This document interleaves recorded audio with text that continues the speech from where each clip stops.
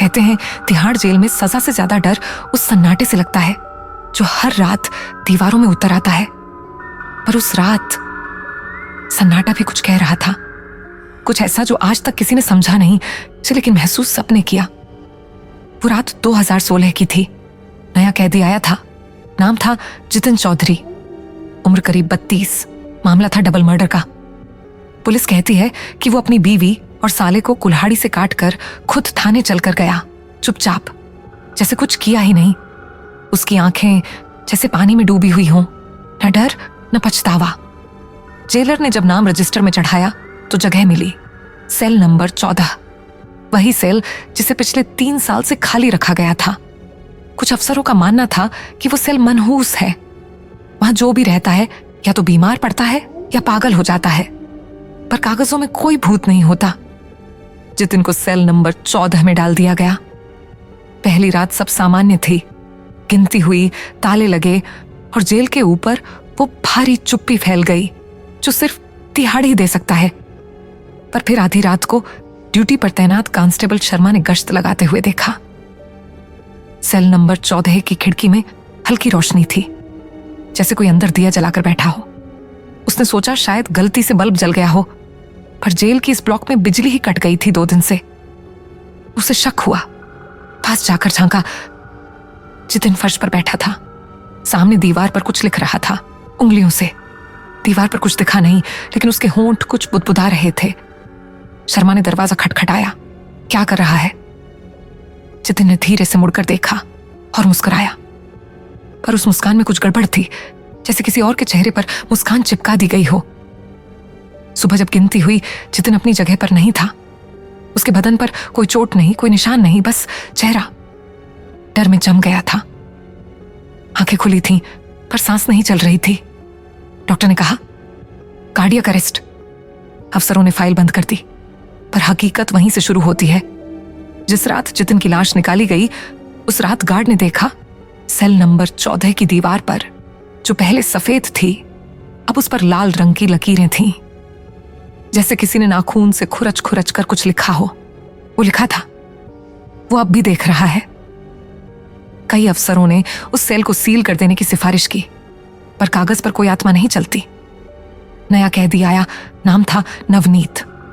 डकैती का केस था, ज्यादा खतरनाक नहीं, तो उसे भी 14 नंबर सेल में डाल दिया गया। पहली ही रात नवनीत ने हल्ला मचाया, कोई है अंदर, कोई खिड़की के पास बैठा है और दीवार में घुस गया। गार्ड्स भागे भागे आए, दरवाजा खोला, पर अंदर कुछ नहीं था, सिर्फ नवनीत जो कांप रहा था। उसने दीवार की तरफ इशारा किया। उसी जगह बैठा था जहां कल जितिन बैठा था। अगली सुबह नवनीत ने खुद को दीवार से टकराकर बेहोश कर लिया। उसके मुंह से एक ही वाक्य बार बार निकल रहा था, उसने मेरी आंखों में देखा, अब वो मुझे छोड़ के नहीं जाएगा। गार्ड्स ने नवनीत को अस्पताल ब्लॉक में शिफ्ट कर दिया, जहां उसे 4 दिन तक बेहोशी में रखा गया। डॉक्टरों ने उसे सीवियर साइकोटिक एपिसोड कहा, पर उसकी रिपोर्ट में कोई मानसिक बीमारी का इतिहास नहीं था। इधर सेल नंबर 14 फिर खाली हो गई। कुछ गार्ड्स ने तो ड्यूटी लगाने से ही मना कर दिया। जेल प्रशासन ने इस बार फैसला किया कि उस सेल को स्टोर रूम बना दिया जाए। एक दरवाजा अंदर से बंद कर दिया गया। दीवार पर सफेद पेंट चढ़ा दिया गया, जैसे पुरानी यादों पर कालिक पोती जा रही हो, लेकिन पेंट सूखा नहीं। अगले दिन तक दीवार फिर सीलन से भीग गई थी और उस पर वही शब्द धीरे धीरे उभर आए थे, वो अब भी देख रहा है। उसके बाद कुछ हुआ जो रिकॉर्ड में नहीं मिलेगा, पर तिहाड़ के पुराने जेलरों के बीच अब भी फुसफुसाहट में सुना जाता है। एक वरिष्ठ जेलर जो रिटायरमेंट के बाद भी लाइब्रेरी में आया करते थे, उन्होंने एक बार कहा, यह सब जितिन से शुरू नहीं हुआ था। सेल 14 का इतिहास और पुराना है। 1977 में जब तिहाड़ का विस्तार हुआ था, उस ब्लॉक का निर्माण हुआ था। उसी समय एक सजा याफ्ता तांत्रिक को वहां रखा गया था। नाम था गणेशानंद। उस पर 2 बच्चों की बलि देने का आरोप था। कहते हैं उसने कोर्ट में चुप्पी साध ली थी, लेकिन जेल में आते ही हर रात अपनी दीवारों पर राख से कुछ आकृतियां बनाता था। 3 महीने के भीतर उसके सेल में 3 गार्ड्स की रहस्यमयी मौत हुई थी। किसी ने उसकी कोठरी के भीतर जाने की हिम्मत नहीं की। बाद में एक रात उसकी खुद की लाश दीवार से चिपकी हुई मिली, जैसे किसी ने उसे जिंदा ही सीमेंट में गाड़ दिया हो। तब उस सेल को बंद कर दिया गया और करीब 10 साल तक इस्तेमाल नहीं हुआ।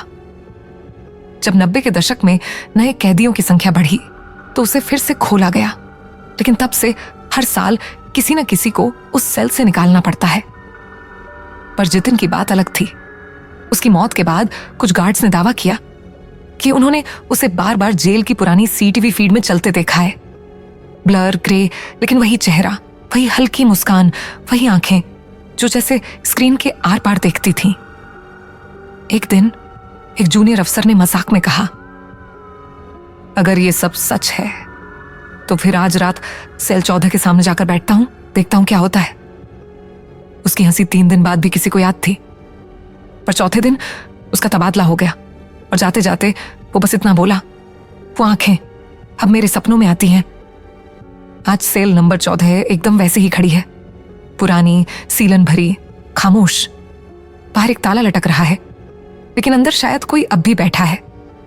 अगर कभी आप तिहाड़ के उस ब्लॉक से गुजरे तो उस खिड़की की तरफ न देखिएगा।